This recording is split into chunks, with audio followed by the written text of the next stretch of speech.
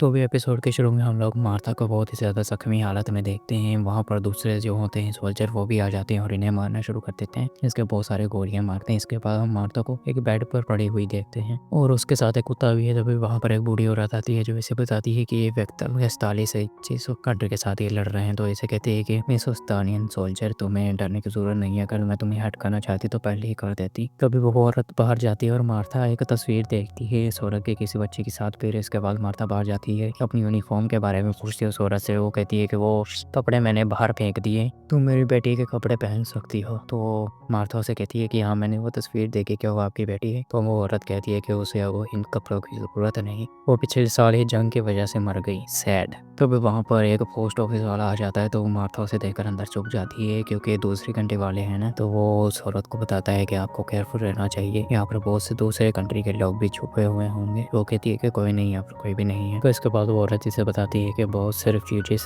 इस विलेज में रुके हुए हैं जिनकी घर तबाह हो गई इस वॉर की वजह से, और उस्तानिया वालों ने तुम जैसी छोटी सी लड़की को वॉर में भेज दिया। कितने बुरे हैं वो लोग। तो वो कहती है कि ऐसा नहीं है कि हम लोग लड़ना चाहते थे, ये तुम्हारी ही गलती है वेस्टर्न वालों की। और कहती है कि मैं घर जाना चाहती हूँ। तो वो औरत इससे कहती है वेल ठीक है, तुम चली जाओ, ऐसे जब जब तक तुम यहाँ पर हो मुझे भी खतरा होगा। वो कहती है कि ठीक है। फिर इसके बाद जब रात होती है तो वो औरत सो रही है, इसे औरत को देखती है, कुत्ते को पेट करती है और वहाँ से चली जाती है रात को। तब ये बहुत ज़्यादा दूर पर चली जाती है और वहाँ पर रेस्ट करने का सोचती है। अब इसके बाद ब्रेड भी बहुत कम बची है। तब ये मैप निकालती है, उसे देखती है और सोचती है कि डियर हेनरी, वेस्टर्न की रात बहुत ही ज़्यादा खूबसूरत है। रात का स्काई, मैं जब वहाँ पर वापस पहुँचूँगी मैं तुम्हारे साथ बहुत सारी बातें करना चाहती हूँ। तब ये कुछ बाय करने के लिए जाती है एक शहर में, जहाँ पर वो आदमी से एक दुकानदार कहता है कि तुम्हारे पास राशन कार्ड होना ज़रूरी है। वे कहती है कि मेरे पास राशन कार्ड नहीं है। तो वहाँ पर भाग जाती है वहाँ से ये। तब ये क्या करती है, अपने बाल काटने का सोचती है। तो ये अपने सारे बाल ही काट देती है, वैसे मर्द को औरतों की तरह बन गई। फिर से अपना सफ़र शुरू कर देती है। ये कहीं पर थक कर गिर जाती है। वहाँ पर कुछ सोल्जर्स आ जाते हैं। तो वो सोल्जर को पता चल जाता है कि ये कुस्तानियन लड़की है। तो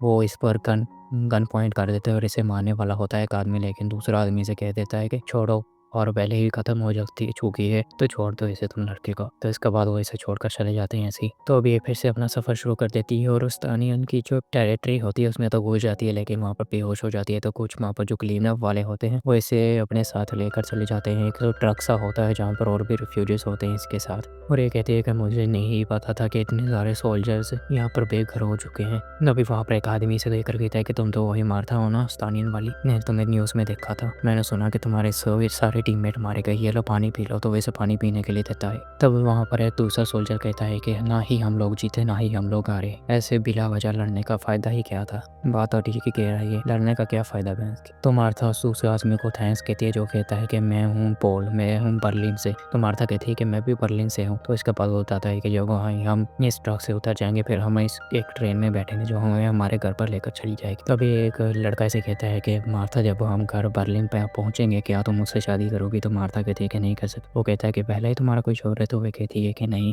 मैं पहले किसी से प्यार करती हूँ। तो वो इसे देखकर खुश हो जाता है, कहता है कि ठीक है समझ गया। तब ये सभी लोग ट्रेन में सफ़र करके बर्लिन पहुँच जाते हैं। सारे सोल्जर बहुत खुश होते हैं। तो ये ट्रेन से उतरती है और कहती है कि हम लोग फाइनली अपने घर पहुँच गए। तभी मार्था अपने घर पर पहुँच जाती है जहाँ पर इसके पेरेंट इसे देखकर हक कर लेते हैं और बहुत ज़्यादा रोते हैं। फिर खाना भी खाते हैं सभी लोग मिलकर। फिर मार्था तैयार हो जाती है बाहर जाने के लिए। फिर वो बाहर जाती है, कभी स्कूल में जाकर अपने एक पुराने टीचर से भी मिलती है। फिर वहाँ पर एक टीचर आता है जो ऐसे कहता है कि मिस मार्था, क्या आप ये आप ही हैं? मैं बहुत ज़्यादा खुश हूँ आपको देखकर। न्यूज़ में सुना था कि आपकी सारी बल्लें ही ख़त्म हो चुकी थी, लेकिन आप अभी भी ज़िंदा है, मैं खुश हूँ। इसके बाद मार्था इससे हेड मास्टर साहब का एड्रेस ले लेती है और वहाँ से उन्हें ढूंढने के लिए चली जाती है। तभी मार्था एक आदमी के साथ टकरा कर नीचे गिर जाती है। वो आदमी इसे हाथ आगे बढ़ाकर खड़े होने को कहता है। तो मार्था उसकी तरफ देखती है और ये पहचान जाती है कि ये तो हमारे हेनरी यानी हेड मास्टर साहब ही हैं। हेड मास्टर साहब इसे पहचान जाते हैं, मार्था ये तुम हो?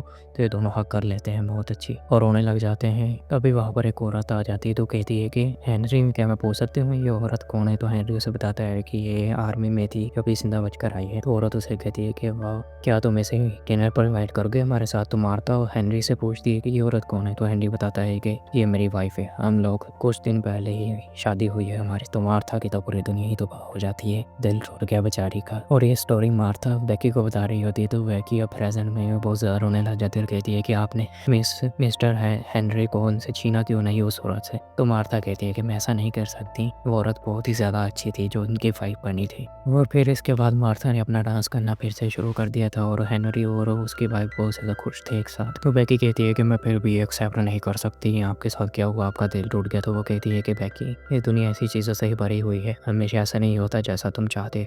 मैंने दूसरी वॉर में भी हिस्सा लिया था और मुझे पता चल गया था ये वॉर वगैरह जो होती है ये बहुत ही ज़्यादा बुरी होती है, बेकार होती है। और फिर आने बेकी कुछ कहना चाहती है लेकिन मार्था उसे रोक देती है और कहती है कि क्लिया प्लीज़ आप इसे एक सीक्रेट रख सकते हैं मेरी इस बात को। इसके बाद वो कहती है कि मुझे किसी काम पर जाना है। तो वो कहीं पर फूल लेकर चली जाती है जो कि कब्रिस्तान होता है। तो वे कब्रिस्तान में उसे हेडमास्टर हेनरी भी मिलते हैं जो इससे मिलते हैं और कहते हैं कि तुम भी फ्लावर लेके आई हो। तो वो कहते हैं कि मैं हर साल यहाँ पर फ्लावर लेकर आती हूँ और ये आपस में ऐसी बातें करते हैं। तो मार्था ऐसे कहती है कि कुछ चीज़ें अभी तक नहीं बदली, जैसे कि तुम्हारा एक बहुत बुरा डांसर होना। तो वो कहता है कि वेल मैं पहले से तो अच्छा ही हूँ अब। तो फिर ये आपस में हंसते हैं और फिर हेनरी से पूछता है कि क्या आप इसके बाद मेरे साथ एक चाय पीने चलेंगी। तो वो कहती हैं कि हाँ ठीक है, आज मौसम भी वैसे अच्छा लग। और यहीं पर ये वाला एपिसोड एंड हो जाता है। आई होप कि आपको ये वीडियो अच्छी लगी होगी। अगर ये वीडियो अच्छी लगी हो तो वीडियो को लाइक कर, चैनल को सब्सक्राइब करें और मैं आपको मिलता हूँ उस वाले वीडियो में। Till that take care, bye bye.